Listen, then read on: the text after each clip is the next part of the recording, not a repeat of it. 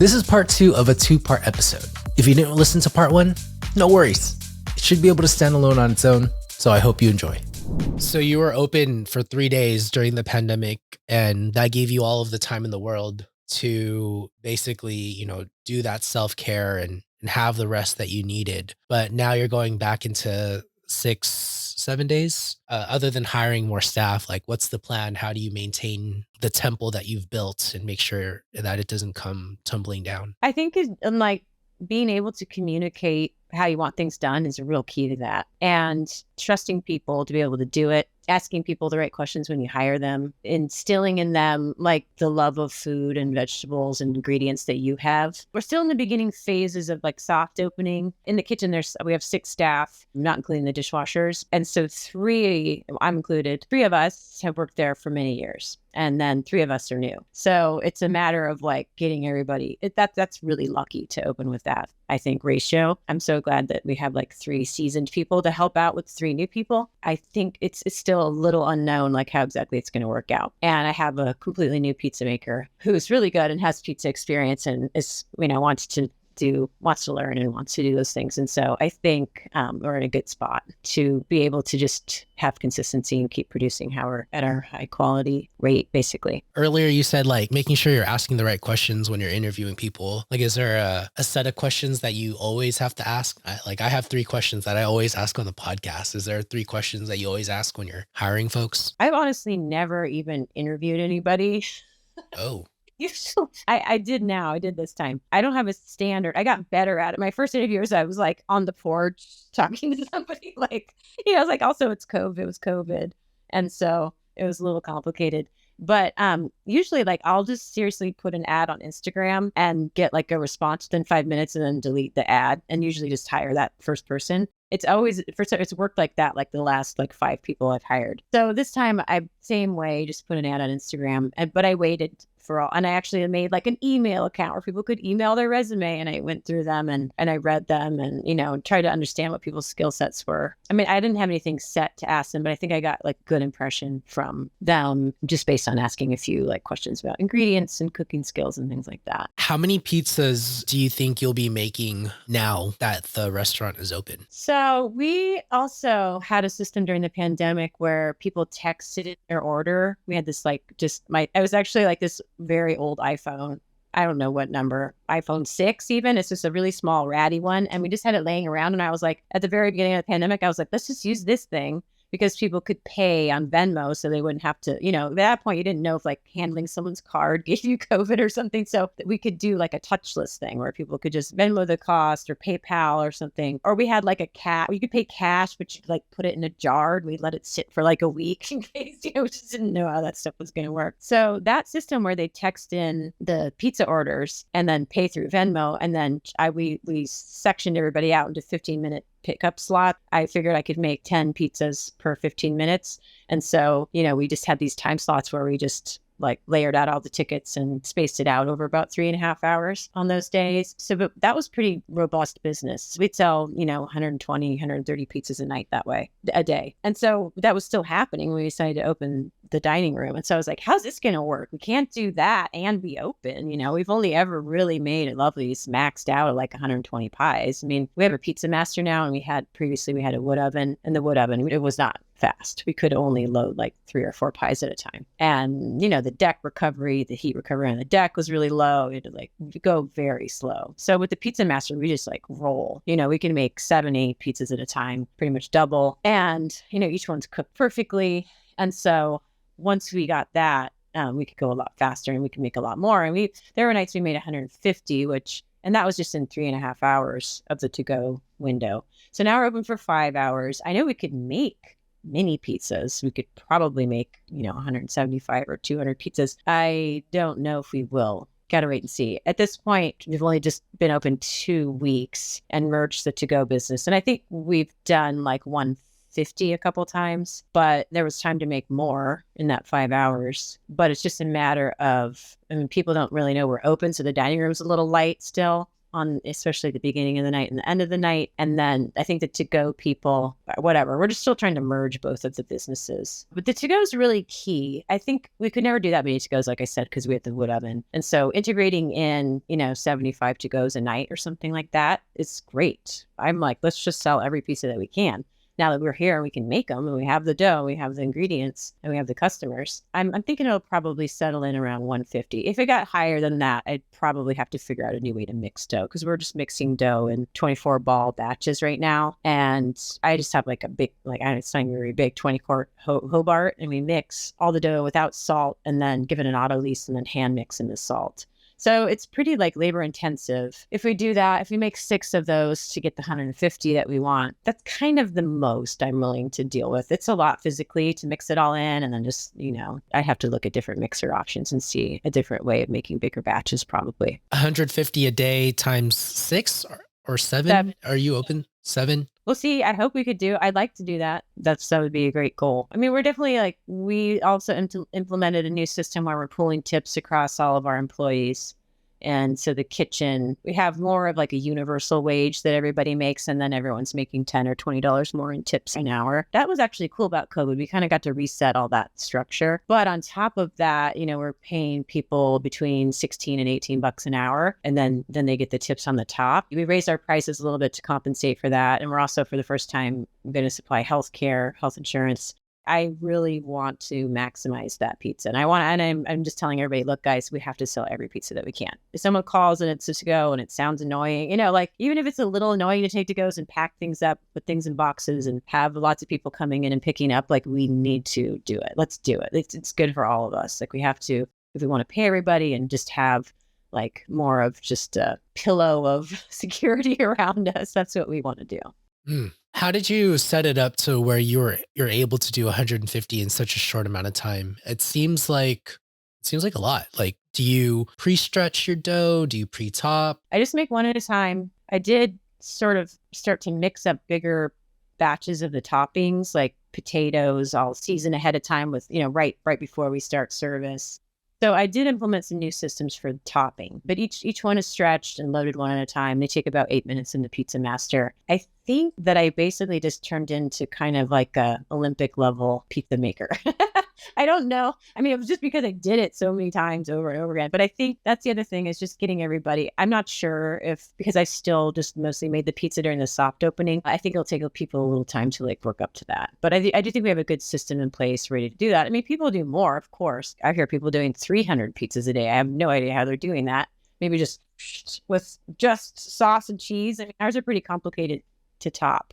So I think we max out around 10 pizzas per 15 minutes, basically. I don't think anyone can do faster than that in the way that we do it. It seems like a lot. And I'm just trying to put myself into that perspective. I'm still trying to open my own pizzeria and I'm trying to think what's the most that we can do in a service, probably 4 to 5 hours realistically. I don't think it's going to be 150 initially, but it's something to work towards in the future. Yeah. I mean, you have to do it a lot to be that fast. Honestly, I was just blessed with the customers to be able to even see if that would work. I was just lucky that many people wanted to order them and just wanted, like I said, to make as many as I could and still uphold the quality. So if people give you the chance to do that, then you can, rise to the occasion basically. And honestly, when we've been open, when I don't have 10 pizzas per 15 minutes, I'm kind of what should I do? 6. I'll start chopping kale on the side or something.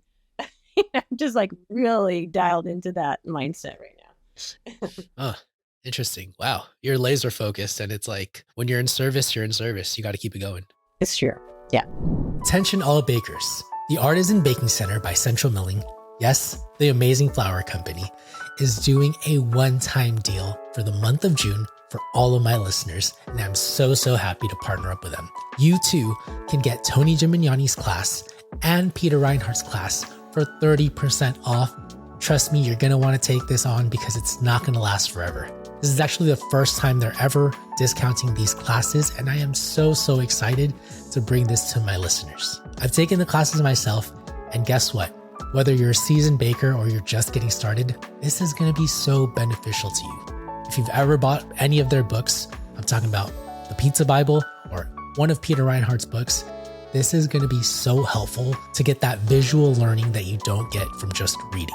Once again, you're going to want to take advantage of this offer by June 30th. All you have to do is go to their website, Artisan Baking Center, and type in code GOODDOUGH to get 30% off your classes. I appreciate you listening and using that code and supporting my show sponsors. Can we talk about your ingredients a little bit? Because I don't know, are you more known for the ingredients or your dough? What do you think? We're probably more known for the vegetables and farmers that we use, but that's a good question. I like to actually think of pizza as more like a 33 ratio. That's sort of my way of thinking of the importance. So like 33% of its dough, 33% of its cheese, and then 33% of its vegetables. So like each one is equally important and sort of combines to make the whole package really good. So I kind of think that's probably a good way to look at it as far as what people are looking for at the restaurant. And they're like 33 concerned about the dough. And then, the other, whatever, 66% is cheese and toppings and things like that they're excited about. And we sell a lot of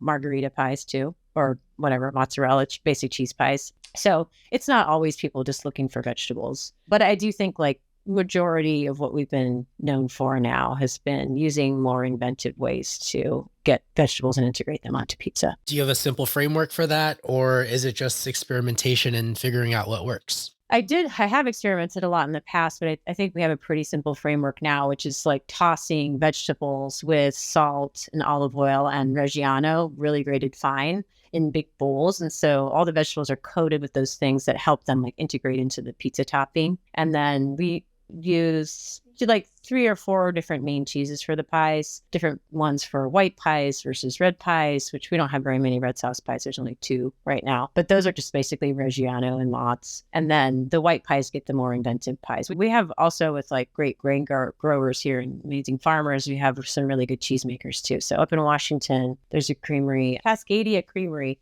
and they make organic cheeses, and they have a lava tube where they age them. And so we use one of their very main cheeses called Sleeping Beauty. And I always say it's like Fontina, but it doesn't have tons and tons of funk. It just has a very sweet nuttiness, and it melts just beautifully. It doesn't brown. It's a great complement to vegetables. So we use tons and tons of that cheese alongside with just a basic aged Mott's for the base of every pie, and Reggiano. And then we have a great cheesemonger who we get little simple things from, other, more seasonal cheeses from also. So that part of it is really fun, and I think key to keeping that interesting for me and customers. And so with just, your formula is pretty simple, but not a lot of people can replicate it. Do you think the secret is the quality of vegetables you use then? Yes, absolutely. During the pandemic, I sort of pared it down to 2 or 3 different farmers. But now that we're opening back up, I'm trying to just get all the old farmers back in line. So, because we need a lot of ingredients, we need a lot of vegetables. And we also have a great market too. But no, that is absolutely key. And I'm just lucky that I haven't had a problem sourcing all of those.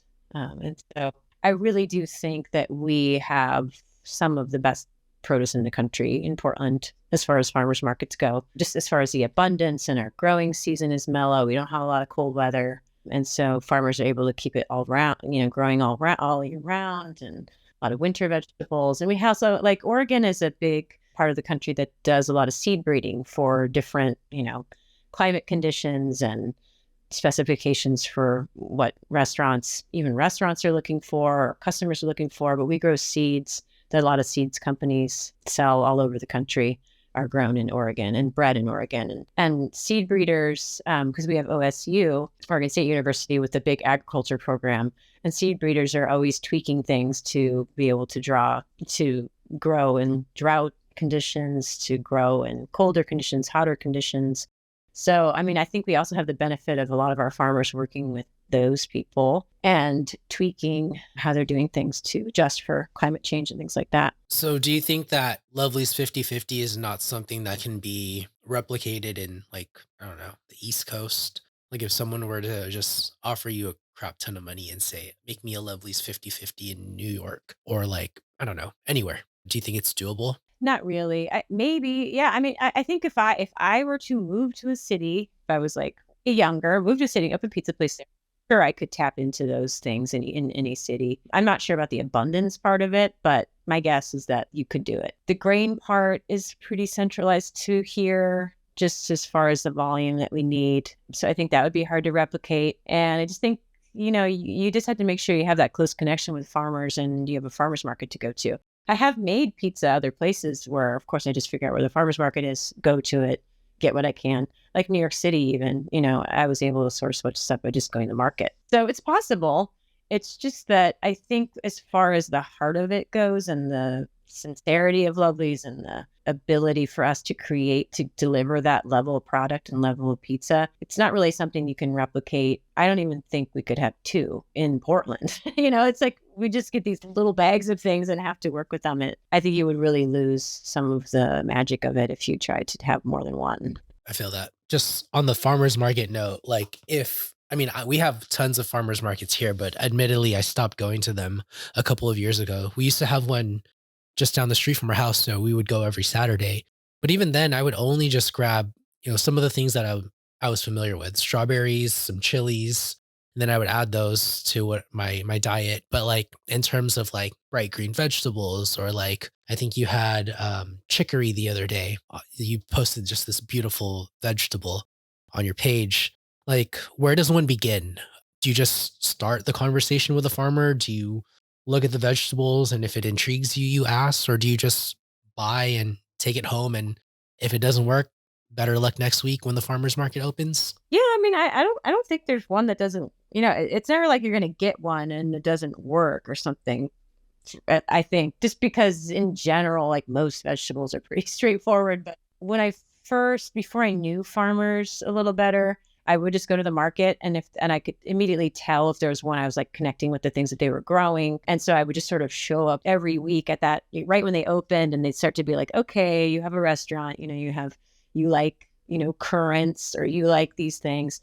And then I would just slowly sort of work my way into knowing them a little better so I could kind of pick their brain about what they were growing and what they liked and how they cooked things. I mean, that is actually a huge learning source, is like how farmers cook their own crops. I have learned a lot from asking questions about that. You really need to listen to the best way to do that, because even simple things like polenta, farmers oftentimes have a lot of science behind what they're doing, and they know how to cook the things that they're growing properly and so where they taste the best. And then I had actually one farmer that I met, and he worked at the farmer's market at a farm where I got a lot of produce from, and he started his own farm, and he's like, would you get stuff from us? I was like, of course. And so in the very beginning, he just had 1 acre that he was growing on, and he would just bring me what he had. And so that was actually a really good way to learn too. He would just be like, this is what I got this week. And, Lovely's was open like 6 days a week. And maybe we did like 75 to 100 pies a night. It was much more chill. I could, just sort of experiment and see how they did cooking them on pizza.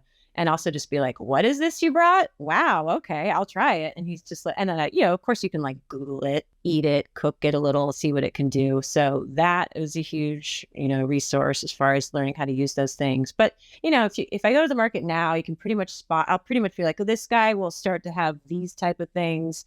This farm will have these things soon. Just seasonally start to think that way and know what's going to be around, and work with a forager too. And I've learned a lot from them as far as just like the season, which mushrooms are in season when, what other wild things you can eat, what are the things they want to go harvest to sell. So just all the resources of the people who, you go to farmers. I go to farmers and meet farmers for what they grow and what they like to grow. There's not too many cases where I'll request from them what I want or something, because there are things that I want, but usually that's because I've already known the farmer who's growing them. So it's really about trying to establish that relationship first, right? You kind of shop around and see who is the person that you want to work with. And once you build that trust, you can trust that they're going to continue to produce for you.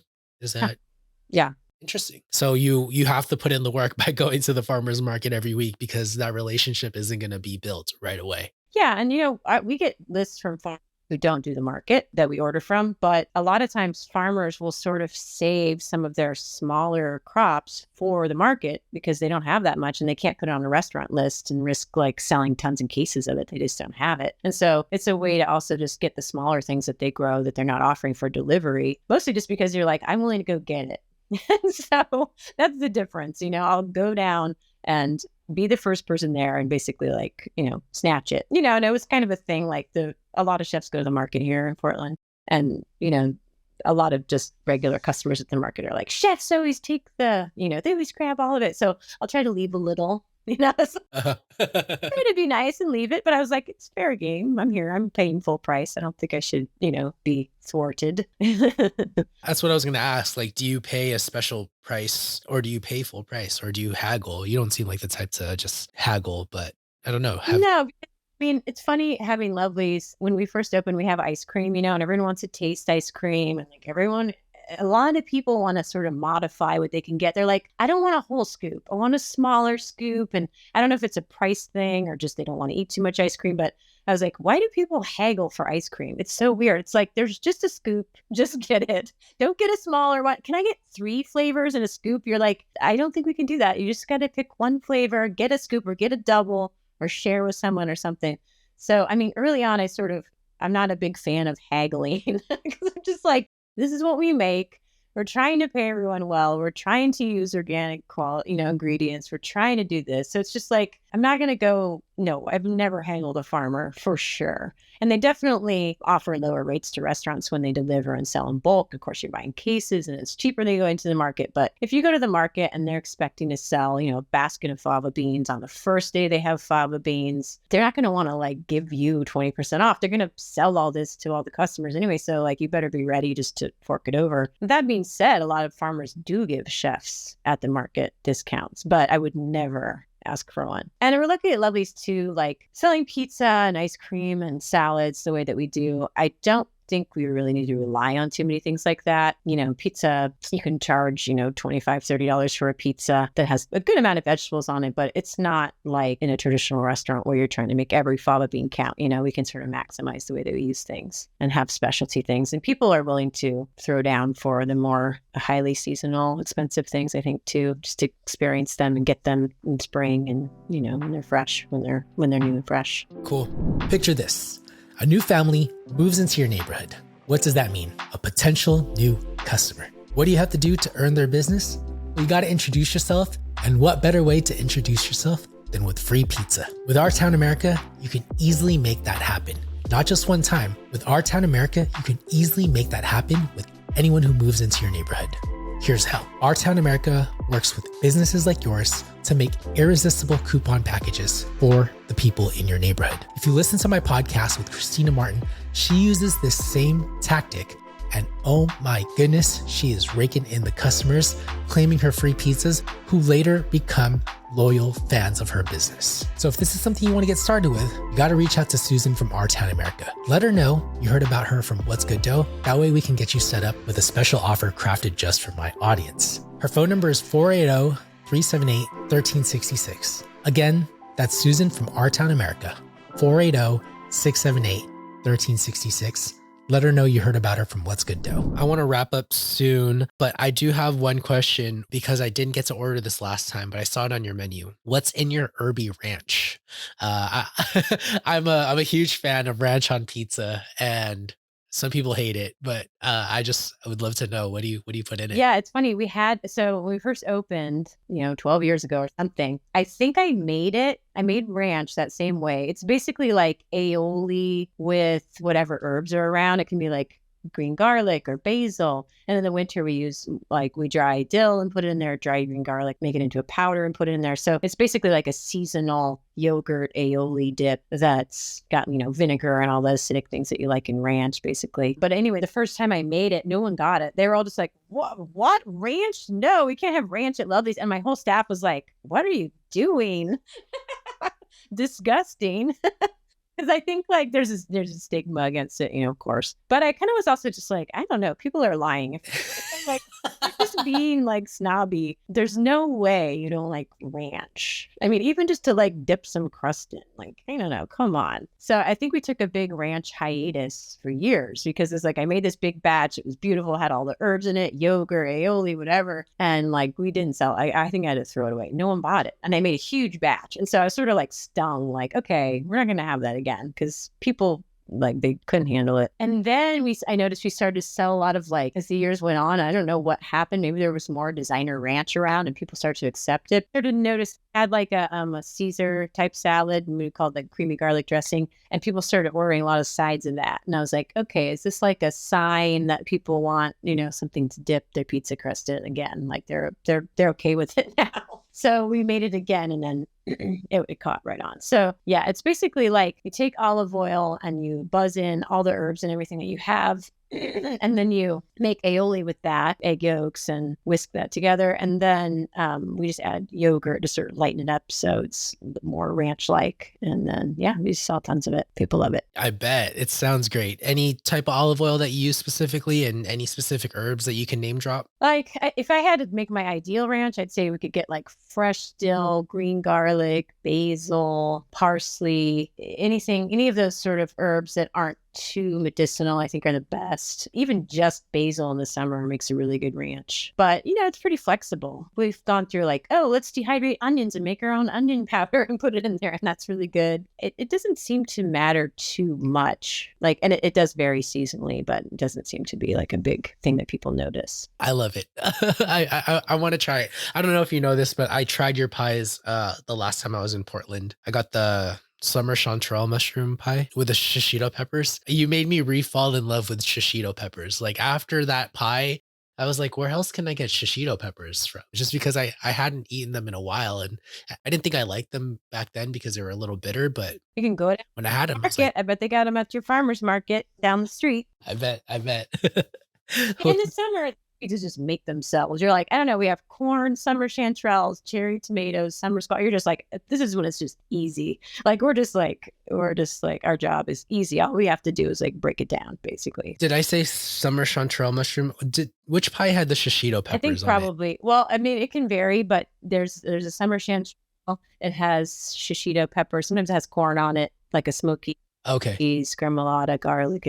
Yeah, that's a good one. Good stuff. I always ask these two questions to wrap up the show. The first one, is there a mistake in pizza, business, or life that you've experienced that you can help others avoid? I do think probably the main thing, if I could go back and help myself a little, it would be that the let go of the anxiety, adrenaline filled way of doing things. And that means like actively, daily, making sure you're not harnessing those things several times a day. I don't think they serve you. It makes things more stressful. It makes you more volatile, and it sort of limits creativity, I think. And the other thing I think is, don't undersell yourself. I think my sister and I, having run a business now, we've had restaurants for like 18 years. And, many times I think we've sort of undercharged or felt a little like, well, we want to make sure people get their good value. We want to do these things. And what that results in is like not being able to pay people enough, not being able to pay yourself enough. And I don't think people mind paying a couple more dollars for things.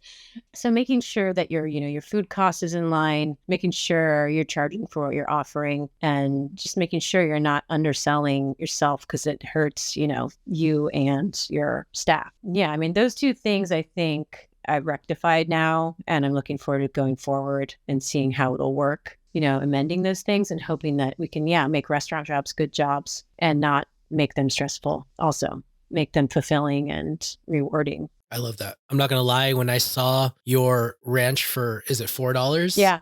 I was kind of like, that's the most I've ever seen someone charge it. But I also know that you probably use great quality things, and people shouldn't mind paying $1 or $2 more. I feel like people charge $2 usually. Oh, we charged all the pandemic, and we charged $2 for Calabrian chilies. And right before we opened, we costed that. And I was like, wow, these cost us $2.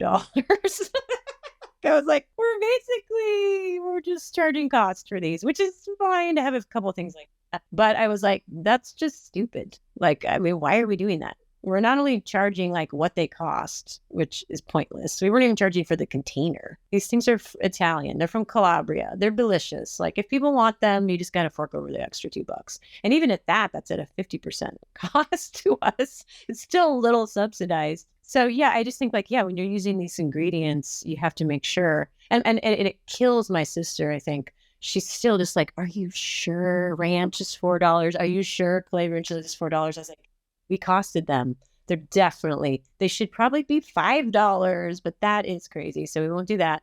And like the cheese, like these little like 6-pound wheels of Sleeping Beauty that we use, they're $100. They're organic. A family made them. Like, I'm like, I tell people when they grade it down, I'm like, when you take the rind off, like use a peeler. That is $100. It's $15 a pound. Like if you think nobody's using that sort of cheese on pizza. Like I was like, we are, because we love it and it makes it so good. But like, if you are going to do that, you have to then charge people for it. And, I want to make sure that people can still come to love these and just get like a margarita and have a totally square meal for cheap and sit somewhere beautiful and like be waited on and everything. But, it's like, maybe they'll get that and a $30 pizza, but that's the mix that we kind of want to keep. And that's just the balance that we need to do what we do. Agreed. If you can charge more, you should. You shouldn't not charge more because you feel uncomfortable. If you have to charge more to make it work. Food costs and labor hours and things, these things are based on math. You have to look at that. You have to consider that. That's pretty easy to figure out what you should be charging for things like that. I think a lot of times we just guessed. We just guessed and hoped that it was okay. Did you price out everything on the menu?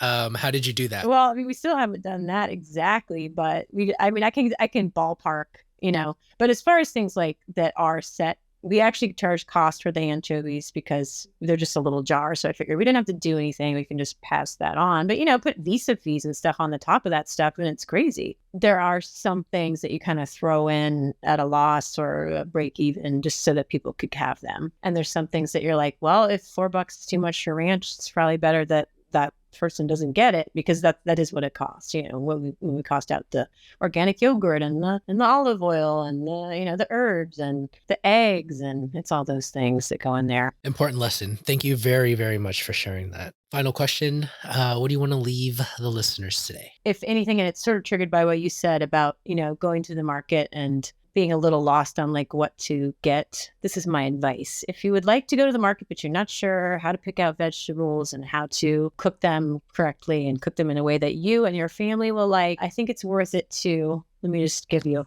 I have my favorite book that taught me a lot about vegetables is Alice Waters' Shape and Use Vegetables. You can literally go in here and look up the vegetable that you just bought. And so like, for example, here's like spring onion. And so then she'll give you a spring onion recipe with buckwheat, linguine, and asparagus. That sounds good. Peas with lettuce, spring onions, and herbs that sounds great. So there's literally like 6 different, options on how to cook that certain vegetable. So this book has been invaluable for me, and even like pre-Googling things, efficiently, it's a great resource for doing that. So yeah, it doesn't have to be complicated. It can just be simple. And then also the other thing is at the stand where the, vegetable you're not sure about is, you can always ask whoever's working there. Great final piece of advice from Sarah.